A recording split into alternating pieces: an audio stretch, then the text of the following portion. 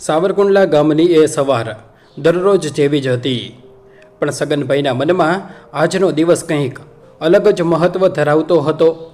કારણ કે આજે તેમનો દીકરો રવિ પેરિસ જવા માટે ઉડાન ભરવાનો હતો. પણ આ સફરની શરૂઆત ક્યાંથી થઈ તે જાણવા માટે આપણે સમયના ચક્રને થોડું પાછળ લઈ જવું પડશે. સાવરકુંડલાની નાવલી નદીના કાંઠે આવેલા એક વિશાળ વડલાની છાયામાં છગનભાઈની વાળંદની દુકાન વર્ષોથી અડીખમ ઊભી હતી. આ કોઈ 4 દિવાલોવાળી આધુનિક દુકાન ન હતી, પણ ગામડાની ખુલ્લી હવામાં પ્રકૃતિના ખોળે ચાલતો એક નાનકડો વ્યવસાય હતો. છગનભાઈનો સ્વભાવ એટલો માયાળુ અને હાથની કરામત એટલી અદ્ભુત હતી કે આજુબાજુના 5-7 ગામના લોકો તેમની પાસે જ વાળ કપાવવા અને હજામત કરાવવા આવતા હતા. તેમની પાસે મિલકતને નામે માત્ર આ વડલા નીચેની જગ્યા અને ગામના છેવાડે આવેલું એક કાચું માટીનું ખોરડું જ હતું. યુવાનીના દિવસોમાં છગનભાઈના લગ્ન એક અત્યંત સુશીલ અને સંસ્કારી કન્યા સાથે થયા હતા, જેનું નામ ગંગા હતું. ગંગા સ્વભાવે ખૂબ જ સરળ અને પ્રેમાળ હતી. એ આખો દિવસ ઘરનું કામકાજ કરતી અને છગનભાઈ જ્યારે થાકીને ઘરે આવતા ત્યારે તેમને ગરમા ગરમ રોટલા અને શાક જમાડીને તેમના આખા દિવસનો થાક ઉતારી દેતી હતી. આ નાનકડા પરિવારમાં ખુશીઓનો કોઈ પાર ન હતો, પરંતુ ભગવાને કદાચ તેમના નસીબમાં આ સુખ લાંબા સમય સુધી લખ્યું ન હતું. લગ્નના થોડા જ વર્ષો પછી ગંગાને એક ગંભીર બીમારી લાગુ પડી ગઈ. તે સમયે ગામમાં કોઈ મોટી દવાખાનાની સુવિધા ન હતી અને છગનભાઈ પાસે એટલા પૈસા પણ ન હતા કે તેઓ ગંગાને કોઈ મોટા શહેરમાં લઈ જઈને તેની સારી સારવાર કરાવી શકે. તેમણે પોતાની પાસે જેટલી પણ બચત હતી તે બધી જ પત્નીની પાછળ વાપરી નાખી. ગામના વેદરાજની દવાઓ પણ કરી જોઈ, પણ કોઈ ફરક પડ્યો નહીં. અને અંતે એક કાળી રાત્રે ગંગા છગનભાઈ અને પોતાના નાના અમથા દીકરા રવિને આ દુનિયામાં એકલા મૂકીને ભગવાનના ધામમાં ચાલી ગઈ. ગંગાના ગયા પછી છગનભાઈનું આખું જગત સૂનું પડી ગયું. તેમને લાગતું હતું કે જાણે તેમના જીવનમાંથી તમામ રંગો ઉડી ગયા છે. પણ જ્યારે તેમની નજર પારણામાં સૂતેલા નાના રવિ પર પડતી ત્યારે તેમને જીવવાનું એક નવું બહાનું મળી જતું. તેમણે મનોમન નક્કી કરી લીધું હતું કે હવે તેઓ બીજું ઘર નહીં માંડે અને રવિને જ માતા અને પિતા બંનેનો પ્રેમ આપીને મોટો કરશે. પત્નીના અવસાન પછી સગનભાઈની દિનચર્યા ચાવ બદલાઈ ગઈ હતી. તેઓ વહેલી સવારે 4 વાગ્યે ઉઠી જતા, ઘરનું આંગણું વાળતા, પાણી ભરતા અને રવિ માટે જમવાનું બનાવતા. રવિ મોટો થતો ગયો તેમ તેમ છગનભાઈની જવાબદારીઓ પણ વધતી ગઈ. તેઓ આખો દિવસ વડલા નીચે બેસીને લોકોની હજામત કરતા અને રવિ તેમની બાજુમાં માટીમાં રમ્યા કરતો. છગનભાઈ જ્યારે પણ કાતર અને અસ્ત્રો ચલાવતા ત્યારે તેમની નજર રવિ પર જ રહેતી. કોઈક વાર રવિ રડતો તો તેઓ પોતાનું કામ પડતું મૂકીને તેને છાનો રાખવા દોડી જતા. ગામના લોકો પણ છગનભાઈની આ કઠોર તપસ્યા જોઈને તેમને માનથી જોતા હતા. ભવન કાકા, જેઓ છગનભાઈના બાળપણના મિત્ર હતા, તેઓ વારંવાર કહેતા કે છગન, તું આ ઉંમરે આટલી બધી મજૂરી કરે છે, તારા શરીરનો તો કંઈક વિચાર કર. પણ છગનભાઈ માત્ર એટલું જ કહેતા કે મારો રવિ જ્યારે મોટો થઈને મોટો સાહેબ બનશે ત્યારે મારા બધા દુઃખ દૂર થઈ જશે. રવિ જેમ જેમ મોટો થતો ગયો તેમ તેમ તેની અંદર રહેલી કલા બહાર આવવા લાગી. તે ભણવામાં તો હોશિયાર હતો જ, પણ તેની ચિત્રકામની આવડત ખૂબ જ અદ્ભુત હતી. તે જ્યારે માટીમાં આંગળીથી કોઈ ચિત્ર દોરતો ત્યારે ગામના લોકો પણ જોતા રહી જતા. એક વખત ગામની નિશાળમાં તાલુકા કક્ષાની ચિત્રકામની સ્પર્ધા યોજાઈ હતી, જેમાં રવિએ એક સુંદર પ્રકૃતિનું ચિત્ર દોર્યું હતું અને તેમાં તેને પ્રથમ ઇનામ મળ્યું હતું. જ્યારે રવિ દોડતો દોડતો ઇનામ લઈને છગનભાઈ પાસે આવ્યો ત્યારે છગનભાઈની આંખોમાં હર્ષના આંસુ આવી ગયા હતા. તેમણે રવિને સાતીએ વળગાડી લીધો અને આખા ગામમાં પેંડા વહેંચ્યા હતા. સમય જતાં રવિ પ્રાથમિક શાળામાંથી માધ્યમિક શાળામાં આવ્યો. તેના અભ્યાસનો ખર્ચ પણ વધતો જતો હતો. છગનભાઈ આખો દિવસ મહેનત કરતા, પણ મોંઘવારી એટલી હતી કે 2 છેડા માંડ ભેગા થતા હતા. છતાં તેમણે રવિને ક્યારેય કોઈ વસ્તુની અછત વર્તાવા દીધી ન હતી. રવિ જ્યારે પણ કોઈ મોટી છોપડી કે કપડાં માંગતો ત્યારે છગનભાઈ પોતાની જરૂરિયાતોને મારીને પણ તેની ઈચ્છા પૂરી કરતા હતા. તેઓ પોતે ફાટેલા કપડાં પહેરતા, તૂટેલા ચપ્પલ પહેરીને આખું ગામ ફરતા, પણ રવિ માટે હંમેશા નવા કપડાં લાવતા. રવિ પણ પોતાના પિતાનો આ સંઘર્ષ જોતો હતો અને તે મનોમન નક્કી કરતો હતો કે તે એક દિવસ પોતાના પિતાને દુનિયાની બધી જ ખુશીઓ આપશે. રવિ જ્યારે 12મા ધોરણમાં આવ્યો ત્યારે તેણે આખા જિલ્લામાં પ્રથમ નંબર મેળવ્યો અને તેનું નામ છાપામાં પણ આવ્યું. આ સમાચાર સાંભળીને છગનભાઈનું માથું ગર્વથી ઊંચું થઈ ગયું. આખા ગામના લોકો તેમને અભિનંદન આપવા આવતા હતા. ત્યારબાદ રવિએ છગનભાઈને કહ્યું કે તેને આગળ અભ્યાસ માટે પેરિસ જવું છે. પેરિસનું નામ સાંભળીને છગનભાઈ પહેલાં તો થોડા મૂંઝાયા, કારણ કે તેમણે ક્યારેય આવું નામ સાંભળ્યું ન હતું. પણ જ્યારે રવિએ તેમને સમજાવ્યું કે ત્યાં ભણવાથી તે બહુ મોટો માણસ બની શકે છે, ત્યારે છગનભાઈએ તરત જ હા પાડી દીધી. પણ પેરિસ જવાનો ખર્ચો લાખો રૂપિયામાં હતો, જે સાંભળીને છગનભાઈના પગ નીચેથી જમીન સરકી ગઈ. તેમની પાસે તો માંડ થોડા ઘણા રૂપિયા બચ્યા હતા. હવે શું કરવું તે એક મોટો પ્રશ્ન હતો. તેમણે રાત દિવસ વિચાર કર્યો અને અંતે એક અત્યંત કઠોર નિર્ણય લીધો. તેમણે નક્કી કર્યું કે તેઓ પોતાની વડલા નીચેની જગ્યા અને ગામોમાં રહેલી થોડી ઘણી ખેતીની જમીન વેચી દેશે. જ્યારે ગામના લોકોએ આ વાતની ખબર પડી ત્યારે બધા તેમને સમજાવવા લાગ્યા. ભવન કાકાએ તો ગુસ્સામાં કહ્યું કે છગન, તું આ શું મૂર્ખામી કરી રહ્યો છે? તારી કમાણીનું સાધન જ વેચી દઈશ તો ખાઈશ શું? પણ છગનભાઈનો નિર્ણય અટલ હતો. તેમણે કોઈની વાત માની નહીં અને ગામના એક મોટા શેઠને પોતાની બધી જ મિલકત વેચી દીધી અને એમાંથી આવેલા બધા જ રૂપિયા રવિના અભ્યાસ માટે ભરી દીધા. હવે છગનભાઈ પાસે માત્ર એક નાનકડું ઝૂંપડું અને તેમના હજામતના ઓજારો જ બચ્યા હતા. છતાં તેમના ચહેરા પર એક અનોખી શાંતિ હતી, કારણ કે તેમના દીકરાનું સપનું પૂરું થવા જઈ રહ્યું હતું. રવિ જ્યારે પેરિસ જવા નીકળ્યો ત્યારે છગનભાઈ તેને મૂકવા એરપોર્ટ સુધી ગયા હતા. આ તેમના પહેલો પ્રવાસ હતો જ્યારે તેઓ ગામની બહાર આટલા દૂર સુધી આવ્યા હતા. એરપોર્ટની ભીડભાડ જોઈને તેઓ થોડા ગભરાયા, પણ રવિનો હાથ પકડીને તેઓ આગળ વધ્યા. જ્યારે રવિને અંદર જવાનો સમય થયો ત્યારે છગનભાઈથી રહેવાયું નહીં અને તેઓ સોધારા આંસુએ રડી પડ્યા. રવિએ પણ તેમને ભેટીને ખૂબ રડ્યો. છગનભાઈએ પોતાના ખિસ્સામાંથી થોડા રૂપિયા કાઢીને રવિના હાથમાં મૂક્યા અને કહ્યું કે બેટા, ત્યાં તારું ધ્યાન રાખજે અને ભણી ગણીને મોટો માણસ બનજે, પણ ક્યારેય તારા સંસ્કાર ન ભૂલતો. આ શબ્દો સાંભળીને રવિએ તેમને વચન આપ્યું કે તે ક્યારેય તેમને નિરાશ નહીં કરે અને તેમનું નામ આખી દુનિયામાં રોશન કરશે. બસ આ જ આશા સાથે છગનભાઈ પોતાના ખાલી હાથ અને ભરેલા હૃદય સાથે પાછા પોતાના ગામ સાવરકુંડલા આવી ગયા. હવે તેમની પાસે કોઈ જમીન ન હતી, કોઈ મોટી દુકાન ન હતી, પણ તેમની પાસે તેમના દીકરાના ઉજ્જવળ ભવિષ્યની એક અકબંધ આશા હતી, જે તેમને આખી જિંદગી જીવવાની તાકાત આપવાની હતી. અને આ રીતે છગનભાઈની એકલતા અને પ્રતીક્ષાના દિવસો શરૂ થયા. તેઓ દરરોજ સવારે ઉઠીને ઝાડ નીચે બેસી જતા અને પોતાના ઓજારો સાફ કરતા. રવિનો પત્ર ક્યારે આવશે તેની રાહ જોતા. ટપાલી જ્યારે પણ ગામમાં આવતો ત્યારે છગનભાઈ દોડીને તેને પૂછતા કે મારા દીકરાનો કોઈ કાગળ આવ્યો છે? ટપાલી ના પાડે ત્યારે તેમનો ચહેરો ઉદાસ થઈ જતો, પણ તેઓ મનને મનાવી લેતા કે મારો દીકરો ભણવામાં વ્યસ્ત હશે એટલે તેને સમય નહીં મળ્યો હોય. આ રીતે દિવસો, મહિનાઓ અને વર્ષો વીતવા લાગ્યા. છગનભાઈના વાળ હવે સાવ સફેદ થઈ ગયા હતા. શરીર પણ હવે પહેલાં જેવું સાથ ન હતું આપતું, પણ આંખોમાં રવિને જોવાની આતુરતા હજુ પણ એટલી જ યુવાન હતી. ભવન કાકા દરરોજ સાંજે તેમની પાસે આવીને બેસતા અને તેમને હિંમત આપતા. તેઓ કહેતા કે તારો રવિ જરૂર આવશે અને તેને ખૂબ ખુશ રાખજે. આ સાંભળીને છગનભાઈના ચહેરા પર એક આછું સ્મિત આવી જતું.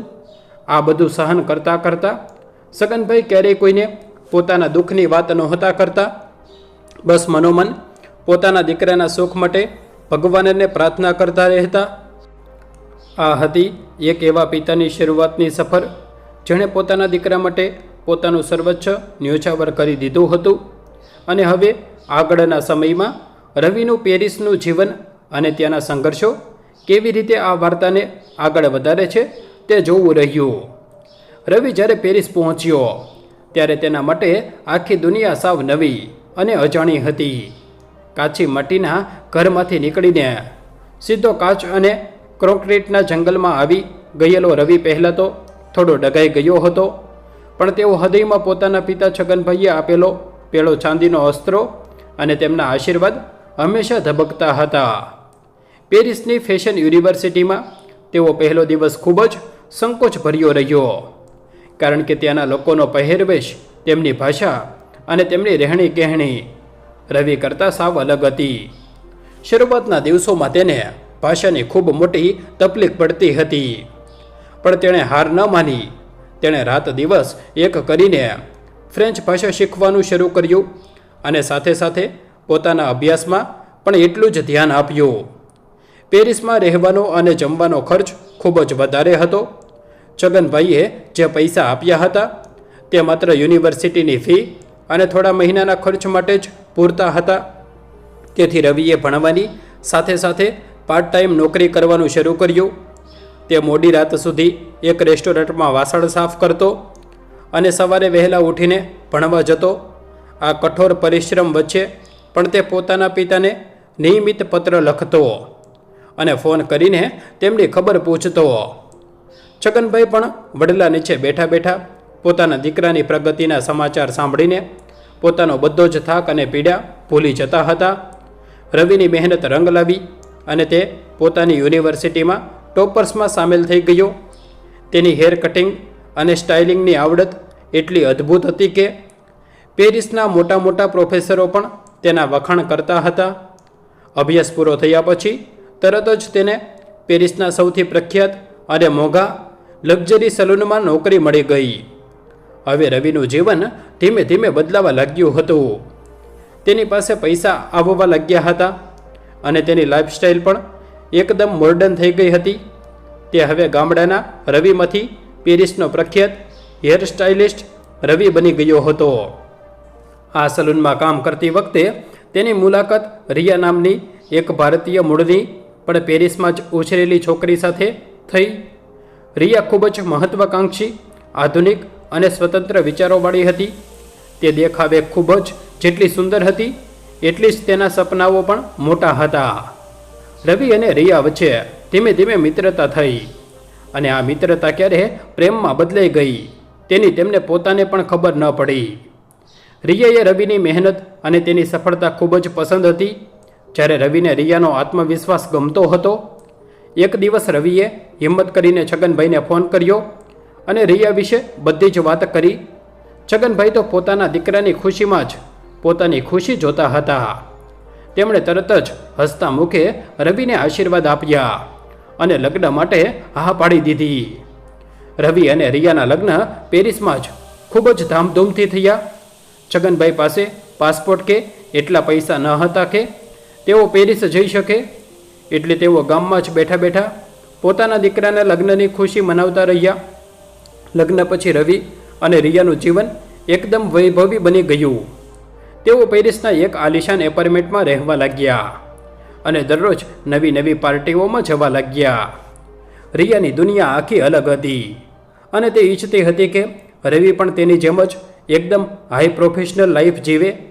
રવિ પણ ધીમે ધીમે રિયાના રંગમાં રંગાવા લાગ્યો હતો. પેરિસની આ ઝાકમઝાળ અને પૈસાની દોડમાં રવિ હવે પોતાના પિતા અને પોતાના ગામ સાવરકુંડલાને ભૂલવા લાગ્યો હતો. પહેલાં જે રવિ અઠવાડિયામાં 2 વાર ફોન કરતો તે હવે મહિનામાં એકાદ વાર જ માંડ ફોન કરતો અને તેમાં પણ તે હંમેશા કામના બહાના કાઢીને જલ્દી ફોન મૂકી દેતો. છગનભાઈ બિચારા આખો દિવસ ફોનની રાહ જોતા અને તેમને ક્યારેય કોઈ ફરિયાદ નહોતી. તેઓ વિચારતા કે મારો દીકરો મોટો માણસ બની ગયો છે એટલે તેને સમય નહીં મળતો હોય. રિયાને પણ હવે રવિનું તેના પિતા સાથે વાત કરવું ક્યારેક ક્યારેક ખટકતું હતું. તેને લાગતું હતું કે રવિએ હવે પોતાની જૂની દુનિયામાંથી બહાર આવી જવું જોઈએ. લગ્નના 3 વર્ષ પછી એક દિવસ રવિએ રિયાને કહ્યું કે આપણે એકવાર મારા ગામડે જઈને મારા પિતાને મળવું જોઈએ.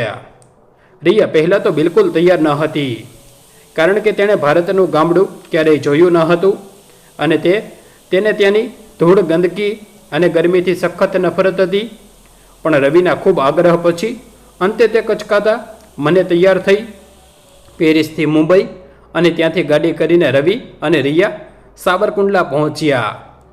જ્યારે તેમની મોંઘી ગાડી ગામના ધૂળિયા રસ્તાઓ પરથી પસાર થઈ રહી હતી ત્યારે રિયાએ પોતાનું નાક રૂમાલથી ઢાંકી લીધું હતું. તેને આ બધું ખૂબ જ વિચિત્ર અને પછાત લાગી રહ્યું હતું. જ્યારે ગાડી છગનભાઈના કાચા ઘર પાસે ઊભી રહી ત્યારે છગનભાઈ દોડતા બહાર આવ્યા. વર્ષો પછી પોતાના દીકરાને જોઈને તેમની આંખોમાંથી છોદાર આંસુ વહેવા લાગ્યા. તેમણે રવિને ભેટી લીધો અને રિયાના માથે હાથ મૂકીને આશીર્વાદ આપ્યા. પણ રિયાને છગનભાઈના પરસેવાવાળા કપડાં અને તેમની દેશી રીતભાત બિલકુલ પસંદ ન આવી. ઘરમાં પગ મૂકતા જ રિયાને ત્યાંની ગરમી અને મચ્છરો પરેશાન કરવા લાગ્યા. ઘરમાં ન તો એસી હતું, ન તો કોઈ આધુનિક સુવિધા. છગનભાઈએ ખૂબ જ પ્રેમથી તેમના માટે ખાટલો ઢાળ્યો અને ગામડાનું શુદ્ધ જમવાનું બનાવ્યું. પણ રિયાએ એક કોળિયો પણ મોંમાં ન મૂક્યો. તેણે રવિને ધીમેથી કહ્યું કે આ કેવા ખંડેરમાં તું મને લઈ આવ્યો છે? અહીં તો શ્વાસ લેવો પણ મુશ્કેલ છે.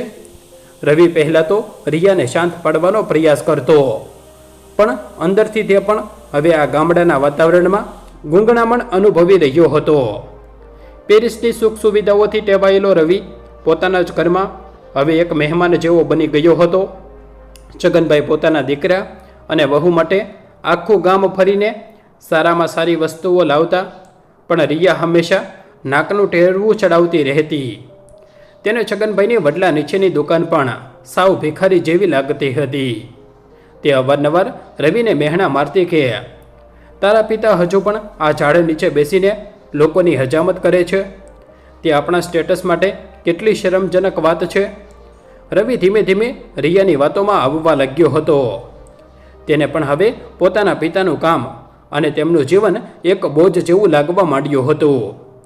પિતા અને પુત્ર વચ્ચે જે પ્રેમની અતૂટ દોર હતી તે હવે આધુનિકતા અને અહંકારની કાતરથી ધીમે ધીમે કપાવા લાગી હતી.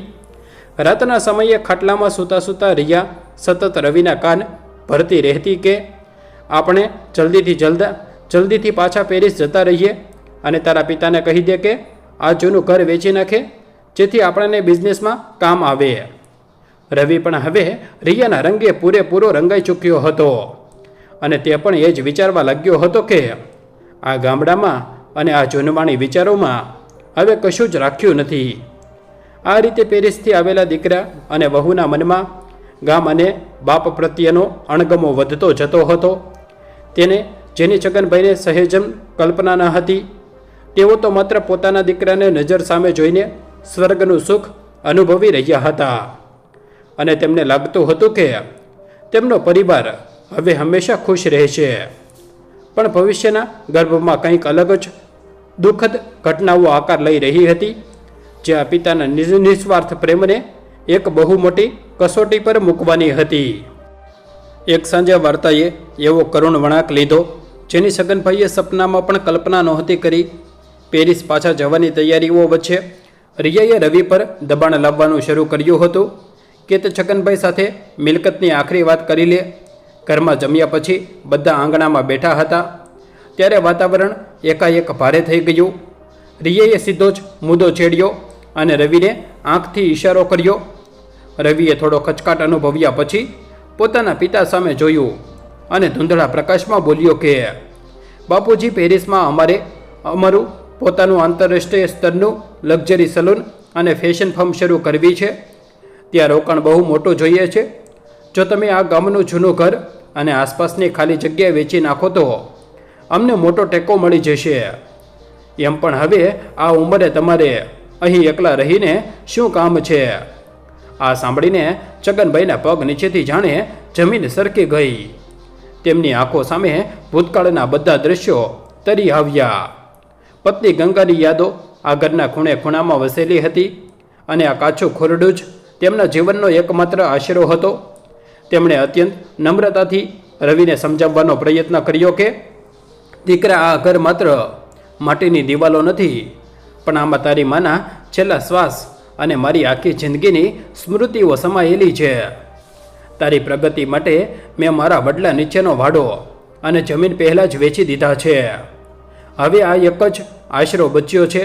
આને વેચવાનો વિચાર હું જીવતે જીવતો ન કરી શકું. છગનભાઈનો આ જવાબ સાંભળતા જ રિયાનો પિતો ગયો અને તેણે રવિ સામે નફરતથી જોયું. પત્નીના ગુસ્સાને જોઈને રવિ પણ પોતાનું ભાન ભૂલી ગયો. જે પિતાએ તેને ભણાવવા માટે પોતાનું સર્વોચ્ચ હોમી દીધું હતું, તેની જ સામે ઊભા રહીને તે રાડ પાડી ઉઠ્યો અને બોલ્યો કે આખી જિંદગી લોકોના વાળ કાપીને અને હજામત કરીને તમે શું ઉકાળી લીધું? તમારી આ જૂનવાણી અને ગરીબડી વિચારધારાને લીધે જ તમે આખી જિંદગી આ ગામડાની ધૂળમાં સળતા રહ્યા. દુનિયા ક્યાંની ક્યાં પહોંચી ગઈ છે અને તમે હજુ આ કાટ ખાધેલા, અસ્ત્રા અને ઉદય ખાધેલા ચોકઠાના પ્રેમમાં પાગલ છો. જો તમને અમારી પ્રગતિ જોઈને પેટમાં દુખતું હોય અને નડતરરૂપ બનતું હોય તો ભલે, અમે જાતે બધું કરી લઈશું, પણ યાદ રાખજો કે હવે પછી અમારો સંબંધ અહીં જ પૂરો થાય છે. આ આકરા બેન સીધા છગનભાઈના કાળજાને ચીરીને આરપાર નીકળી ગયા. તેમના હોઠ ધ્રુજવા લાગ્યા, આંખોમાંથી શ્રાવણ ભાદરવો વહેવા લાગ્યો, પણ હૃદયમાં એટલો મોટો આઘાત લાગ્યો હતો કે તેમના મોંમાંથી એક પણ શબ્દ ન નીકળ્યો. તેઓ ચૂપચાપ લાકડીના ટેકે ઊભા થઈને પોતાના અંધા ઓરડામાં ચાલ્યા ગયા. આખી રાત તેઓ ભગવાનની મૂર્તિ સામે અને પત્ની ગંગાની તસવીર સામે બેસીને રડતા રહ્યા. ઘરમાં સન્નાટો વ્યાપી ગયો હતો અને બીજે જ દિવસે સવારે વહેલા રવિ અને રિયા કોઈને પણ કહ્યા વગર કે છગનભાઈના આશીર્વાદ લીધા વગર પોતાનો સામાન લઈને પેરિસ જવા રવાના થઈ ગયા. છગનભાઈ ધ્રુજતા પગે ડેલીએ આવ્યા અને ધૂંધળી આંખોથી રસ્તા પર ઉડતી મોંઘી ગાડીની ધૂળને જોતા રહ્યા. એ દિવસે પહેલીવાર એમને પોતાનું આટલું મોટું ઘર સાવ ખાલી અને ભેંકાર લાગ્યું. જાણે દિવાલો તેમને કરડવા દોડતી હોય તેવો ભાસ થતો હતો. દીકરાના ગયા પછી સગનભાઈ એકદમ એકલા પડી ગયા. તેમનું શરીર પણ હવે સાથ નહોતું આપતું. વડલા નીચે બેસીને નાના મોટા કામ કરવાની શક્તિ પણ હવે હણાઈ ગઈ હતી. ગામ લોકો ગમે તેટલું પૂછતા પણ છગનભાઈ ક્યારેય દીકરાની બુરાઈ નહોતા કરતા. તેઓ હંમેશા ભીની આંખોએ સ્મિત આપીને કહેતા કે મારો રવિ ખરાબ નથી, બસ વિદેશના કામના બોજમાં તે થોડો વ્યસ્ત થઈ રહ્યો છે. પણ તેમના હૃદયની પીડા તેમના પરમ મિત્ર ભવન કાકાથી છાની નહોતી રહેતી. ભવન કાકા દરરોજ સાંજે આવીને છગનભાઈની ખબર કાઢતા અને તેમને હિંમત આપતા. સમય પોતાની ગતિએ વહેતો રહ્યો અને વર્ષો વીતતા ગયા. પેરિસમાં રવિ અને રિયાએ અઢળક પૈસા કમાયા, મોંઘી ગાડીઓ અને બંગલા ખરીદ્યા. પણ સુખ સાહિબીની આ ઝાકમઝાળ વચ્ચે તેઓ સાવરકુંડલાના એ બુજુર્ગ પિતાને સાવ ભૂલી ગયા હતા. બીજી તરફ સગનભાઈની તબિયત દિવસે ને દિવસે બગડતી જતી હતી. ગામડાના ભેજવાળા વાતાવરણ અને હૃદયના ઊંડા આઘાતને કારણે તેમના શ્વાસની ગંભીર બીમારી લાગુ પડી ગઈ હતી. તેઓ આખો દિવસ ખાટલામાં પડ્યા રહેતા અને અસ્ત્રા કાતરવાળી પેટીને જોઈને દિવસો વિતાવતા. ભવન કાકા તેમની સેવા કરતા અને તેમને પણ રવિને ફોન કરવાનો આગ્રહ કરતા. ત્યારે છગનભાઈએ ના પાડી દેતા કે દીકરાને મારા લીધે કોઈ તકલીફ ન પડવી જોઈએ. એક દિવસ ખેતરમાં જતા કોઈ ગ્રામજને છગનભાઈને ખાટલામાં બેભાન અવસ્થામાં જોયા અને આખા ગામમાં દોડધામ મચી ગઈ. ભવન કાકા તરત જ દોડી આવ્યા અને ડૉક્ટરને બોલાવ્યા. ડૉક્ટરે તપાસીને ગંભીર ચહેરે કહ્યું કે છગન કાકા પાસે હવે બહુ ઓછો સમય બચ્યો છે. તેમના ફેફસા અને હૃદય સાવ નબળા પડી ગયા છે. જો તેમનો દીકરો વિદેશ હોય તો તેને તરત જ બોલાવી લો. આ સાંભળીને ભવન કાકાનું હૃદય દ્રવી ઉઠ્યું. તેમણે છગનભાઈને પૂછ્યા વગર જ પેરિસ રવિને ફોન લગાવ્યો. રવિએ ભારે મુશ્કેલીથી ત્રીજી કે ચોથી ઘંટડીએ ફોન ઉપાડ્યો. ભવન કાકાએ રડમસ અવાજે કહ્યું કે રવિ બેટા, તાત્કાલિક તારા ગામડે પાછો આવી. તારા બાપુજીના શ્વાસ હવે ગણતરીના દિવસોમાં જ મહેમાન છે. ડૉક્ટરે ના પાડી દીધી છે. જો તું અત્યારે નહીં આવે તો જિંદગીભર પસ્તાઈશ. પણ પેરિસની ઝાકમ ઝાડમાં અંધ બનેલા રવિ પર આ વાતની કોઈ અસર ન થઈ. તેણે સાવ ઠંડા કલેજે જવાબ આપ્યો કે કાકા, અત્યારે પેરિસમાં અમારો સૌથી મોટો આંતરરાષ્ટ્રીય ફેશન વીકનો શો ચાલી રહ્યો છે. આ પ્રોજેક્ટમાં કરોડો રૂપિયાનું રોકાણ છે.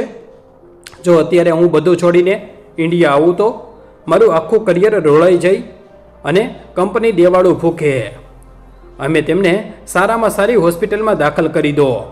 ગમે તેટલો ખર્ચ થાય હું પેરિસથી ઓનલાઈન પૈસા ટ્રાન્સફર કરી દઉં છું. પણ મારું અત્યારે ભારત આવવું બિલકુલ શક્ય નથી. આટલું કહીને રવિએ ફોન કાપી નાખ્યો. પવન કાકા ફોન હાથમાં પકડીને સ્તબ્ધ થઈને ઊભા રહ્યા. તેમની આંખોમાં ગુસ્સો અને દુઃખ બંને એકસાથે ઉભરાઈ આવ્યા. જ્યારે તેમણે રૂમમાં જઈને છગનભાઈના ચહેરા સામે જોયું ત્યારે છગનભાઈ બધું જ સમજી ગયા હતા. તેમના ચહેરા પર દીકરા પ્રત્યે કોઈ ગુસ્સો ન હતો, પણ એક અકથ્ય નિરાશા અને લાચારી છવાઈ ગઈ હતી. તેમણે ધીમેથી ભગવાન કાકાનો હાથ પકડ્યો અને આંખોના ઈશારાથી શાંત રહેવા કહ્યું. છગનભાઈ જાણતા હતા કે હવે તેમનો અંત નજીક છે.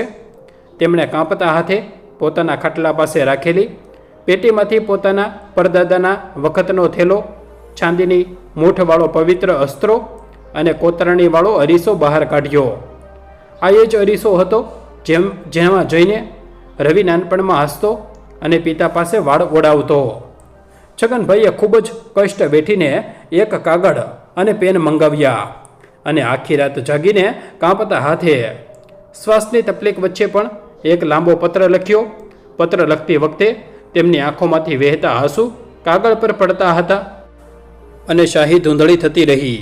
પણ તેમણે પત્ર પૂરો કર્યો. પત્ર પૂરો કરીને તેમણે તે કવરમાં બંધ કર્યો અને અરીસાની નીચે મૂકી દીધો. તેમણે પવન કાકાને પાસે બોલાવીને ધ્રુજતા અવાજે વચન લીધું કે પવન, મારો દીકરો જ્યારે પણ આ ગામમાં પગ મૂકે ત્યારે તું કશું જ બોલ્યા વગર આ અસ્ત્રો, અરીસો અને મારો આ પત્ર તેના હાથમાં સોંપી દેજે. આ પિતાની છેલ્લી ભેટ છે. એ રાત્રે આકાશમાં કાળા ડિબાંગ વાદળો ઘેરાયા હતા અને વરસાદની હળવી ઝડીઓ શરૂ થઈ ગઈ હતી. છગનભાઈએ પત્ની ગંગાની તસવીર સામે છેલ્લી વાર જોયું. તેમના હોઠ પર એક આંસુ સ્મિત આવ્યું અને તેમણે ધીમેથી ભગવાનનું નામ લીધું અને તેમની આંખો કાયમ માટે મીંચાઈ ગઈ. સવાર થતાં જ આખા સાવરકુંડલા ગામમાં છગનભાઈના અવસાનના સમાચાર વીજળીની જેમ ફેલાઈ ગયા. આખું ગામ હિબકે ચડ્યું, કારણ કે બધાએ એક પરોપકારી અને નિસ્વાર્થ માણસ ગુમાવ્યો હતો. પવન કાકાએ ભારે હૃદયે ગામ લોકોની મદદથી છગનભાઈની અંતિમ યાત્રા કાઢી. આખું ગામ સ્મશાન ભેગું થયું હતું, પણ જે દીકરા માટે બાપે પોતાનું લોહી પાણી કર્યું હતું તે દીકરો પેરિસની ઝાકમ ઝાડમાં કરોડોના સોદા પાર પાડવામાં વ્યસ્ત હતો અને તેમની પિતાની ચિતાને અગ્નિદાહ આપવા માટે પણ હાજર ન હતો. છગનભાઈના મૃત્યુને 15 દિવસ વીતી ગયા હતા. પેરિસમાં રવિનો ફેશન શો ખૂબ જ સફળ રહ્યો હતો અને તેણે કરોડો રૂપિયાનો નફો કમાયો હતો. પણ હવે જ્યારે બધું શાંત થયું ત્યારે તેના મનમાં એક અજીબ પ્રકારની બેચેની થવા લાગી હતી.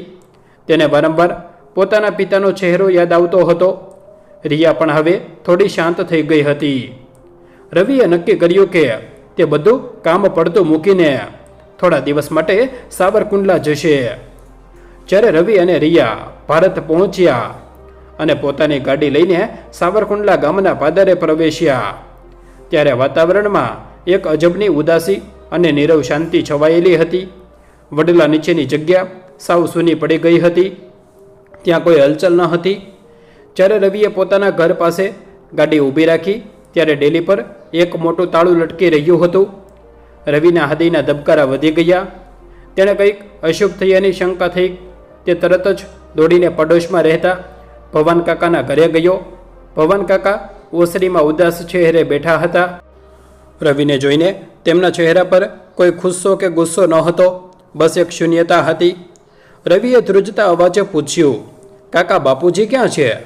ભવાન કાકાએ કોઈ જવાબ આપ્યો નહીં.